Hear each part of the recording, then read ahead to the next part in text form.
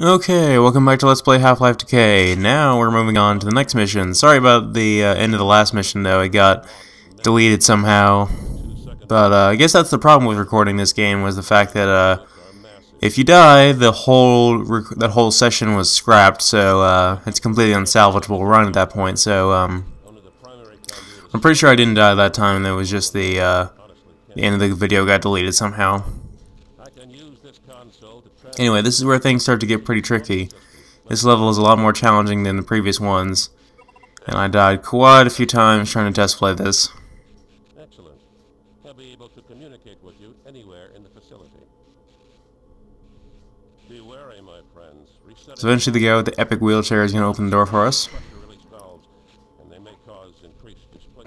And we'll find that every other door has already been blown open, so this area right here has quite a few head crabs and head crab zombies. That room over to my right there, I'll be going in there later for some extra stuff, or I don't want to go in there right now because I want to save it for later. And plus, I don't want to trigger more enemies to spawn that are in there. And that zombie walked right past me for some reason. I know they don't technically have eyes, but I mean, seriously. And this room is actually really tricky because there's going to be some, as soon as you enter a certain part of the room, Vortigons will start spawning in here. And like you don't really have a lot of room to dodge them, even though I seem to be having more trouble with this head crab right now. So you'll get some that'll spawn up in the windows like that, and you definitely want to take them out from afar before you get in this room. Otherwise, it's going to be pretty nasty. You really don't want to end up with little health by the time we actually get somewhere in this level. So.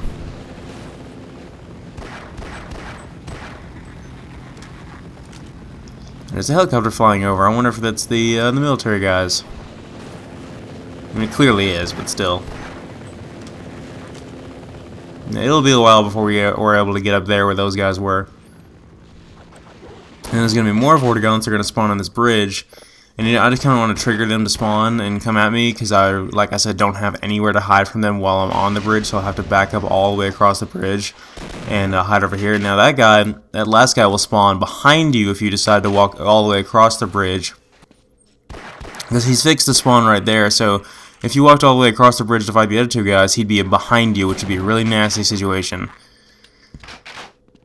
Vortigons, they never cease to annoy me in this game. So right over here is this broken electrical circuitry in the wall here that is electrified the water nearby, but there's a switch, and the switch still works, and the switch is to open the door. But the only problem is it doesn't stay on. You have to open it from one side, then it will close automatically. But when we open it, the current stops, and we're able to go through the water without being harmed. Now I gimped that up a little bit, and my character took a bit of damage, and that's probably going to be the bane of my existence. But we also want to blow that cover off of the vent before getting in there, like I did with the shotgun. And with this vent as well, and there's a Vortigon on the side of it. So now we're going to leave the other character behind and head down here. Now this is going to be the first appearance of a really tough enemy in this game. If you remember these guys from the main Half-Life campaign, I don't remember what they're called, but there's a similar species to the Vortigons, and they have the hive hand weapon. So these guys were really late game enemies in the actual campaign, and for them to give them to us at this point is a pretty ballsy move. But it's probably just because this mini campaign is a lot shorter, so they really didn't have much of a choice. Oh crap! Yeah, that's one thing I forgot. Is when you get in this lower room over here, there will be one that will spawn over by where that switch is, over where Gina is right now. So we definitely want to switch back to her and take that guy out, otherwise she might be screwed. And then this room is one more zombie, which doesn't seem like much of a threat at all at this point after what we've just been fighting. But we don't really have many tough weapons. The first one I killed with the pistol alone. But in this room, there's going to be some more shotgun ammo, and the shotgun's going to be good at taking them out. But you can also see we finally get our Magnum again. The greatest weapon in all of gaming history. Well, almost. And I'm going to try to disperse the ammo evenly. Going to open the door for Gina here so she can get in here and get some Magnum ammo as well. Yeah, I love the Magnum in this game. Probably one of my favorite Magnums in all video games, and I love revolvers. So, and as I said before, the Magnum, it's probably a little bit more fun to use in Half-Life 2, but the fact that you can hold more ammo for it in this game just makes so much of a difference. And, I thought that would mean I wouldn't be using it all that much in Half-Life 2 because I'd be running out of ammo so fast, but In my LP of Half-Life 2, I actually got to use it like for the majority of the game. I'd actually spaced it out quite well. But obviously it's not as much of a big deal in this game. Also, there's more variety of tough enemies that can be killed easily with it. Such as the guys we're fighting right now. Now I want to stock up on health and armor before going anywhere. I want to make sure this machine is empty over here and maximize all the stuff we can get out of that. Now I know there's going to be a guy on the top of the staircase. I want to back up and walk up there with the magnum out. See if I can get him. Oh crap! You're not supposed to be here. You're supposed to be up there. What are you doing? I'm telling the viewers you're going to be up there. Stop being up there. They never want to cooperate these days. Anyway, in this room there's a measly head crab and some more suit energy that we're going to need. If I didn't take so much damage there from that guy, I would have wanted to disperse it amongst the two characters. But oh well. Now there's going to be a bunch more head crabs on this this hallway right here. And this is leading into where our objective is. There's a lot of dead ends in this area, a lot of rooms you can't get into yet. But we're not gonna worry about that until later.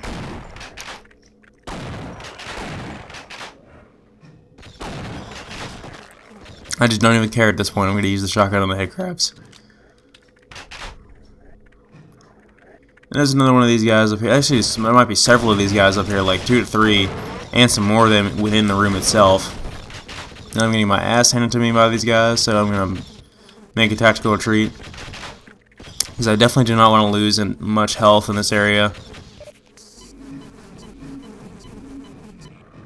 Because that will be the bane of my existence. Now they're following me all the way down here. See, this is the crap that happens when you start recording. None of this stuff actually... This is a really, really poor run compared to some of my test runs through this level. But just because I'm recording, it has to go and gimp up just horribly wrong. Anyway, the purpose of this next room is whatever those energy flow dampening things are that what's-his-name mentioned. I don't know this scientific Black Mesa jargon that probably doesn't make any sense.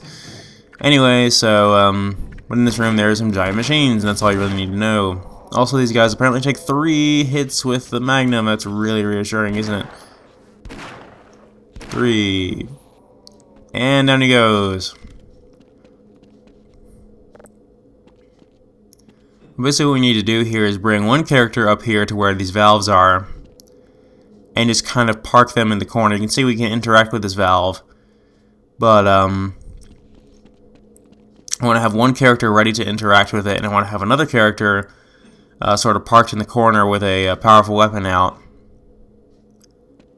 because what's going to happen is as soon as we start turning this valve to release the energy, the energy that displacement is going to cause more enemies to spawn in, which means we're going to have to fight guys behind us. Now, I didn't realize this the first couple of times I played this, but if you try this with one character, they're going to get killed horribly, and you need to keep turning this thing until it stops turning. So all the enemies that are going to spawn behind you, you can't do a damn thing about it. You need to have your other character there just wasting their ammo on them just so they can die. Honestly, this would work a lot better on co-op. But the fact you can have this character unrealistically spamming the enemies with their weapon like the non-existent AI tends to do, then I suppose that's a bonus perk of it, but still, it's really kind of an obnoxious part, and I died quite a few times before I realized that I could get the second character to do this.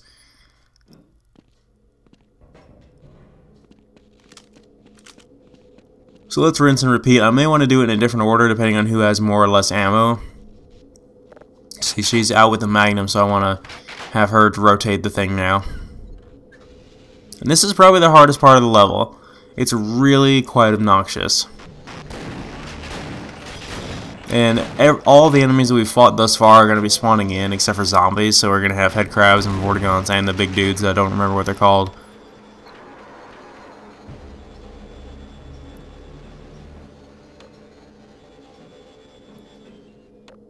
And obviously want to get these characters out of here as fast as possible after that's over and done with.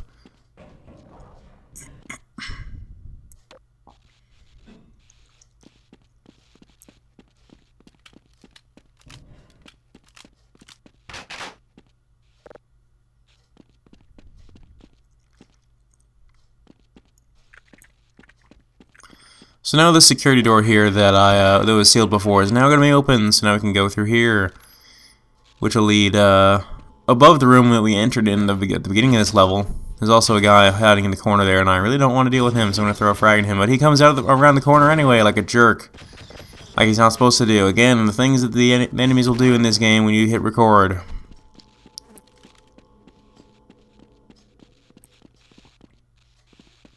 So now we're up here, like I said we'd be up here before, in that main room there, where the Vortigons were spawning. And we need to get into that room there, but obviously we can't get in through the front door, because that would be easy. And more Vortigons are going to spawn in here, but luckily the Magnum can kill them in one shot. And we can auto-target, so yeah, it's pretty awesome.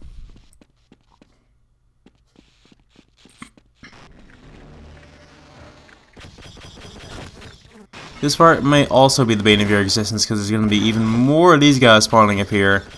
And I may just want to toss out my frags against them, because I really don't have the kind of hardware to take them out.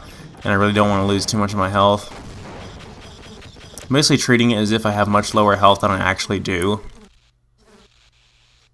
Also, ammo is quite scarce in this level. The areas you've seen where I've picked up ammo, that's pretty much it. You get that one armory, and that's about it.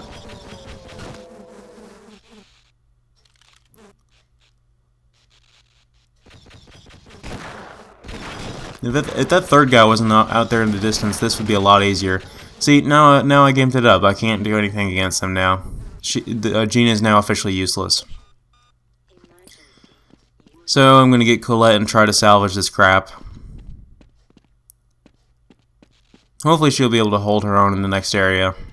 We're almost done with this mission though. After we get into that room, we just need to flip on a switch and kill some more enemies, and we'll be good to go.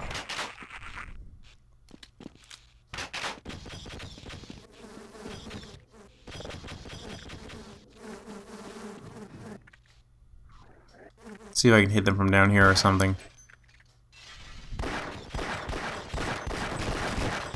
Nope, gimped that up too. Great, now they're both useless.